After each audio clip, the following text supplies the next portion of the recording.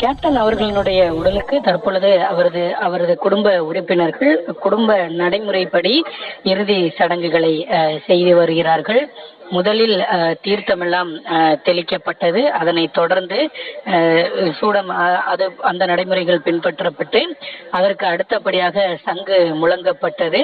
அதே போல இந்த துக்க நிகழ்வில் வாத்தியங்கள் என்னென்ன வாத்தியங்கள் முழங்கப்படுமோ அந்த வாத்தியங்கள் எல்லாம் சங்கு உள்ளிட்ட வாத்தியங்கள் முழங்கப்பட்ட நிலையில் தொடர்ச்சியாக அந்த இறுதிச் சடங்குகள் நடைபெற்று வருகின்றன.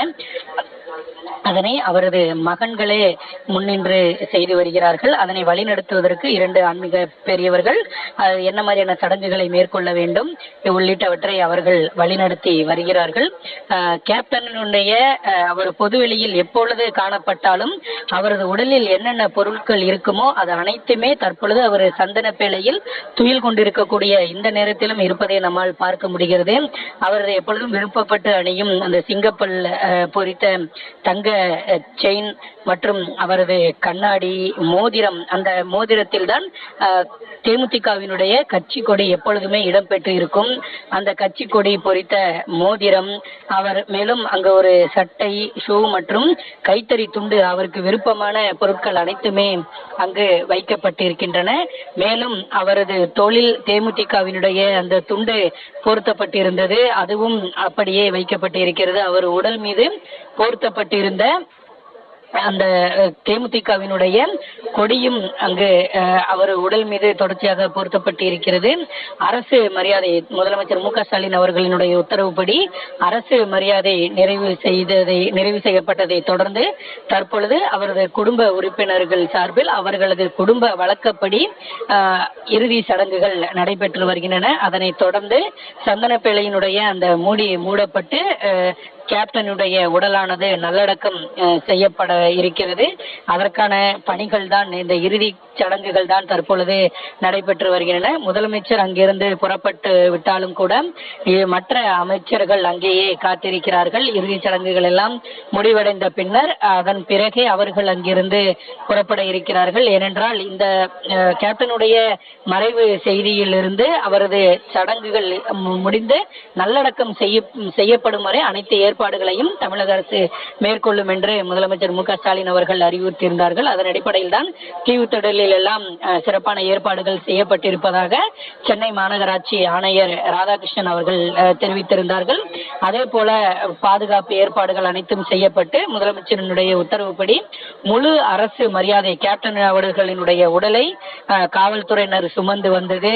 72 குண்டுகள் முழங்க அஞ்சலி செலுத்தியது என அனைத்து ஏற்பாடுகளும் தமிழக அரசு சார்பில் செய்யப்பட்டிருந்த நிலையில் அது முடிவடைந்து முதலமைச்சர் மற்றும் ஆளுநர் ஆகியோர் புறப்பட்ட நிலையில் தற்பொழுது 2 அமைச்சர்கள் மட்டுமே அங்கு இருக்கிறார்கள். மற்றபடி அவர்களது குடும்ப உறுப்பினர், அதாவது கேப்டனினுடைய குடும்ப உறுப்பினர்கள் தான் இறுதிச் சடங்கை அவர்களது நடைமுறைப்படி செய்து வருகிறார்கள். அந்த இறுதிச் சடங்குகள் அனைத்தும் முடிந்த பின்னர் கேப்டனினுடைய உடலானது தேமுதிக தலைமை அலுவலகத்திலேயே நல்லடக்கம் செய்யப்பட இருக்கிறது. மற்றொரு காட்சியை நாம் வெளிப்புறத்தில் பார்க்கக்கூடிய காட்சி என்பது கேப்டனினுடைய உடல் அந்த இறுதிச் சடங்குக்கு யாரும் பொதுமக்கள் அனுமதிக்கப்பட மாட்டார்கள், அதை பார்ப்பதற்கு கூட அனுமதிக்கப்பட மாட்டார்கள் என்று தெரிவித்திருந்தாலும் கூட பல்லாயிரக்கணக்கான ரசிகர்களும் பொதுமக்களும் சாலையில், அதாவது தீவுத்திடலில் இருந்து கோயம்பேடு வரை கேப்டனுக்கு அஞ்சலி செலுத்திய நிலையில் தற்பொழுது தேமுதிக அலுவலகத்திற்கு வெளியேயும் ஆயிரக்கணக்கான தொண்டர்கள் கூடியிருக்கிறார்கள். அவர்கள் தங்களது அந்த துக்கத்தை வெளிப்படுத்தும் விதமாக தங்களது செல்போன் டார்ச் மூலம் அந்த டார்ச்சை எரிய விட்டு கேப்டனுக்கு தங்களால் முடிந்த, தங்களால் ஆன எந்த வகையில் தங்களால் கேப்டனுக்கு இறுதி அஞ்சலி செலுத்த முடியுமோ அந்த மரியாதையை அவர்கள் செய்து வருகிறார்கள். நாம் பார்த்தோம், பொதுமக்கள் இந்த இறுதிச் சடங்கை காண்பதற்காக தேமுதிக அலுவலகத்திற்கு வெளியே LED திரைகள் அமைக்கப்பட்டிருந்தன. அந்த திரைகள் வாயிலாக தான் உள்ளே என்ன நடந்தது என்பது பொதுமக்களுக்கு